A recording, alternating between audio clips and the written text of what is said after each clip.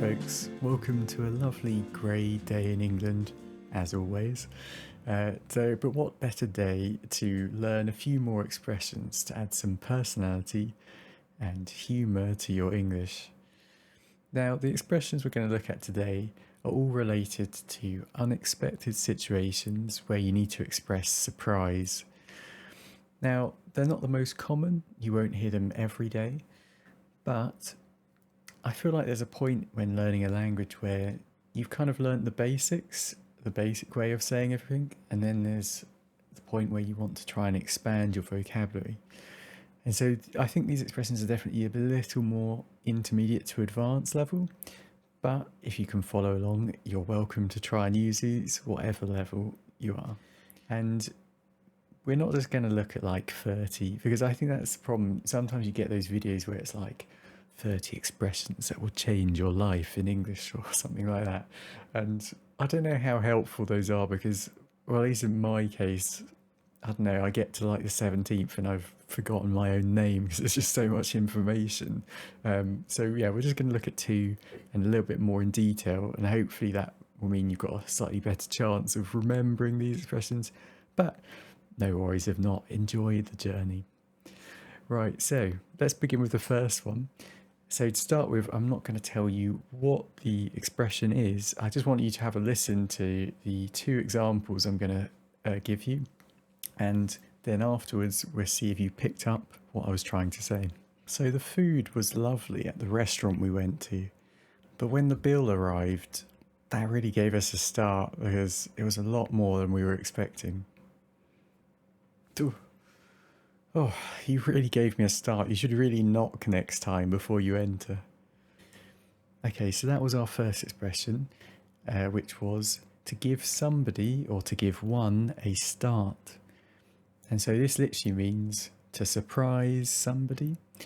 And you may be thinking, oh, this is interesting because the word start, you've probably heard this before. It's like the beginning of a journey or a project or a race. And here we're using it in a slightly different context, but it's not actually too complicated because I think the key thing to think about here is that when there's the start of something, so I'm about to start walking, for instance, there's this idea of moving from a stationary position where I'm not moving to suddenly I start moving. So there's this idea of physicality.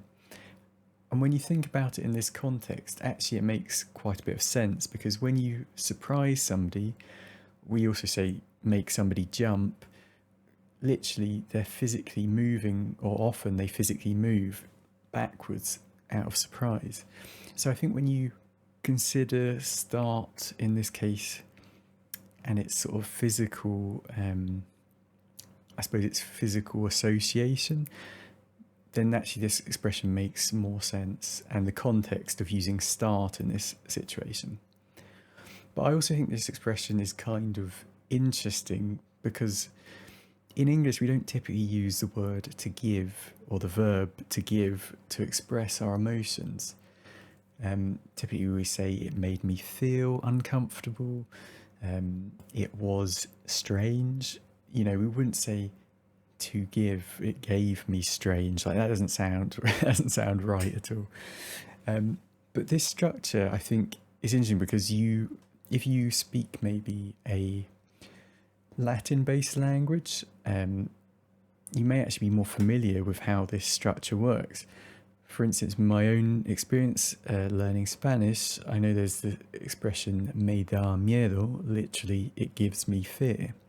And so if you speak one of these languages, you may actually find this kind of expression kind of easy. You might understand it intuitively.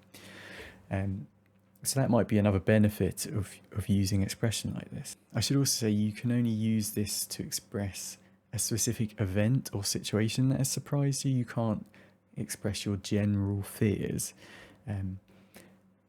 because, well, it just doesn't really sound right. If you said, it starts me when spiders appear, or it starts me when there's a spider in the room, I don't know, it just doesn't quite sound right. It's not a very natural way of doing it. So I would only use it if there's a specific event where somebody has been scared.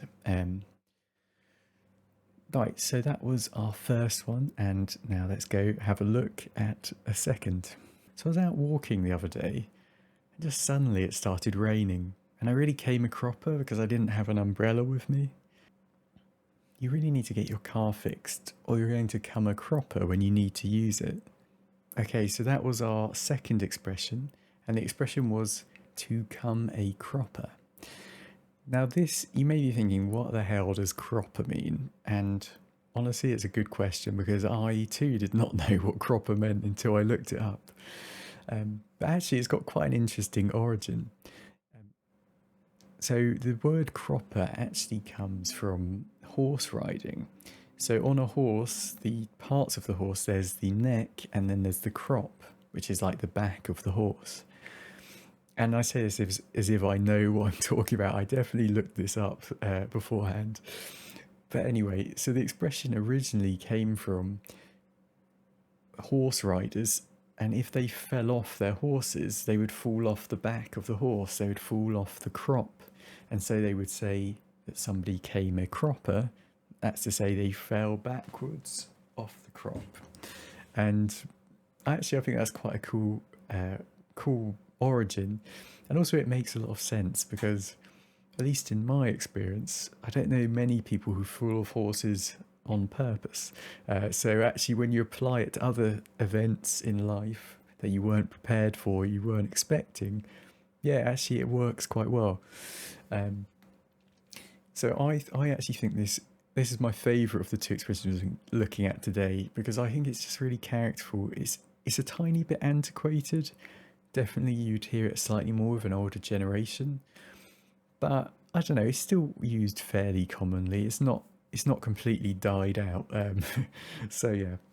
And also I think it's quite a fun expression. It's good if you know there's that sort of phrase people can go bottle of water, right? The typical English exaggerated accent.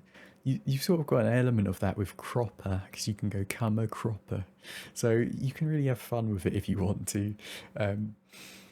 And also I should also mention there's a film called The Battle of Britain, and there's a great scene where this is used. And I'm not going to repeat the scene because I'm not going to do it justice, but I will leave a link if you're interested, where a defiant British politician says that the Germans will come a cropper if they ever try and invade England.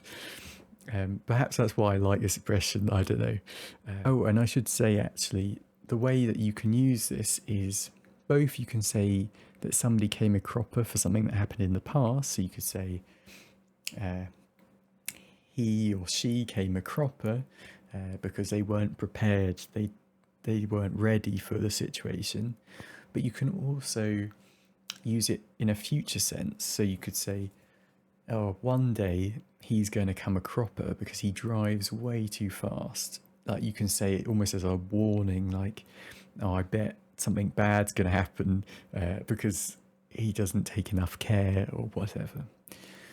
So those were our two expressions: to give somebody a start and to come a cropper. I hope you found them useful or interesting at least, and thank you ever so much for watching.